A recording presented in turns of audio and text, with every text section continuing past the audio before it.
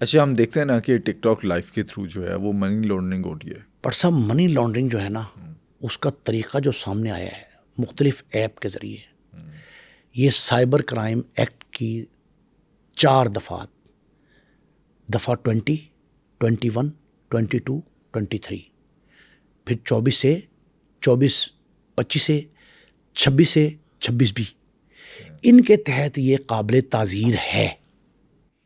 Money laundering کا سب سے بڑا پرابلم کیا ہے کہ منی لانڈرنگ کا ماخذ سامنے نہیں آ رہا کہ یہ گفٹ، یہ ڈائمنڈ کہاں سے دیے جا رہے ہیں، کون دے رہا ہے.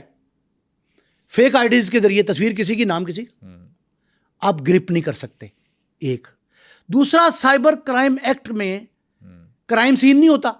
جائے وقوع ہم کہتے ہیں نا کہ پولیس تفتیشی ونگ، آپریشن ونگ پولیس کا، پھر پولیس کا ایک مطمئن گروپ ہم نے کہا تھا، مطمئن گروپ بھی چلا جاتا ہے، پھر آرگنائز کرائم والے بھی جاتے ہیں، یہ سارے، پھر اس کے بعد فورینزک ایکسپرٹس، پھر اس کے ساتھ ساتھ دیگر ایجنسیز، ادارے، وہ جائے وقوع کا معائنہ ملاحظہ کر کے، مشاہدہ کر کے ایک ایویڈنس کولیبریٹ کرتے ہیں، وہ واقعاتی شاتیں ملائی جاتی ہیں.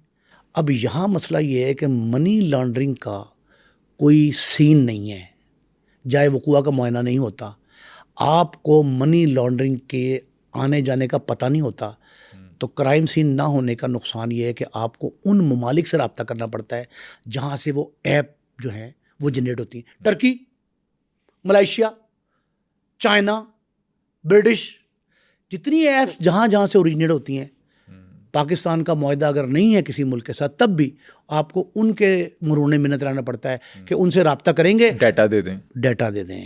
ڈیٹا میسر نہ ہونے کی وجہ سے منی لانڈرنگ ہر روز بڑھ رہی ہے. اور پوری دنیا میں ہے، صرف پاکستان میں نہیں ہے.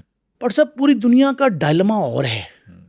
پاکستان کی نوجوان نسل 14 سے 25-30 سال کے درمیان کی، اب آپ نے وہ ویڈیو دیکھی جس میں بچی نے کہا کہ میری عمر جو ہے وہ 15 سال ہے. کینیا کی ویڈیو ہے اور BBC نے وہ ڈالی ہے. 14-15 سال کی بچی جسم فروشی کے مختلف انداز اپنا کر اپنی ویڈیو لائف سٹریم وہ لوڈ کرتی ہے. اس کا بیان ہے کہ میں ٹک ٹاک لائف کے اوپر اپنا جسم بیچتی ہوں. کس قدر افسوسناک ہے، بے حیائی کی انتہا ہو سکتی ہے.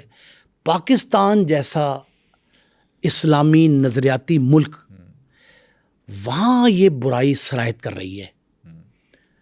پیسے کمانے کے لیے لڑکی نے جسم فروشی ایک چیز ہے، جسم فروشی کی ترغیب دینا دوسری چیز ہے، جسم فروشی کی تشہیر کرنا تیسری چیز ہے، اور چوتھی سب سے بڑی بات اس کو اون کرنا کہ میں نے ایسا کیا. اب وہ لڑکی، آپ نے بتایا کہ جی وہ اس نے جب لوڈ کر دیا وہ سارا کچھ، تو ایک اینکر نے اس سے پوچھا، بی بی تو یہ کیوں کر رہی ہے؟ میں کہا دولت کمانے کے لیے، میں بہت دولت مند ہو گئی. تو اس کا مطلب کیا ہے کہ آپ دوسروں کو کہہ رہے ہیں، بچیوں کو. ہوا کیا ہے بٹ صاحب، آپ کو پتا ہے اس کے پس پردہ کیا ہے؟ کیا؟ اس کے پس پردہ یہ ہے کہ والدین، پاکستان بتا رہا ہوں، والدین کی گرپ، بڑا محتاط جملہ کہہ رہا ہوں، ڈرائنگ روم اور لیونگ روم، ان کا کنٹرول وہ ختم ہو گیا ہے. معاشرے میں ڈرائنگ روم کا، لیونگ روم کا، بیڈ روم جسے کہتے ہیں، لیونگ روم کہہ رہا ہوں میں، اس میں کنٹرول نہیں ہے. بچے مانتے نہیں بات والدین کی، جو 14 سال سے اوپر کے. اگر مان جائیں اور ان سے کہے لائٹیں بند کرو کمرے کی اور سو جاؤ، تو وہ کمبل اوپر لے کے، چادر لے کے اندر موبائل ایپ چلاتے ہیں. ایسے ہوتا ہے. ایسی ایپ ہیں جن تک رسائی بہت آسان ہے، بہت آسان رسائی ہے، لیکن مجبوری ہے کہ آپ معاشرتی انحطاط کی وجہ سے اس کو روک نہیں پا رہے. والدین بھی کئی، اب آپ کو پتا ہے کمپنیوں نے کیا کیا؟ کیا؟ جو بچے بچیاں کورونا کے دنوں میں نا سارا کچھ آن لائن چلا گیا، تو انہوں نے اپنی جو خوبرو نوجوان لڑکیاں لڑکے، میاں بیوی، بہن بھائی بیون، اپنی تصویریں ڈالتے تھے. اسی ٹائم پہ ہم دیکھتے ہیں نا جو فیملی ولاگنگ اسٹارٹ ہوتی ہے. اس فیملی ولاگنگ، ہم عجیب عجیب نام دے رہے ہیں. یہ فیملی ولاگنگ جو ہے، اس نے معاشرے کے جو بڑی تیزی سے انحطاط ہے نا، اس میں بہت بڑا کردار ادا کیا. ہوتا کیا ہے کہ جن بچے بچیوں کے خوش شکل تھے انہوں نے لوٹ کیا، تو کمپنیوں نے، بڑی بڑی کمپنی ہیں، انہوں نے رابطہ کیا اور لالچ دیا.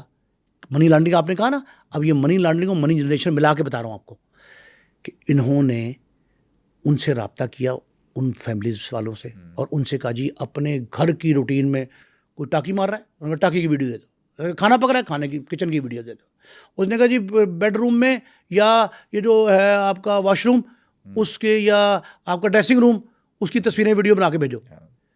اور ان کو بھاری رقوم پے کی جاتی رہیں. بس یہی فیملی ویلاگنگ تھی جس نے معاشرے کو ایک ایسے موڑ پہ کھڑا کر دیا جو بڑی تھن لائن ہے، آئدر دس وے اور دیٹ وے.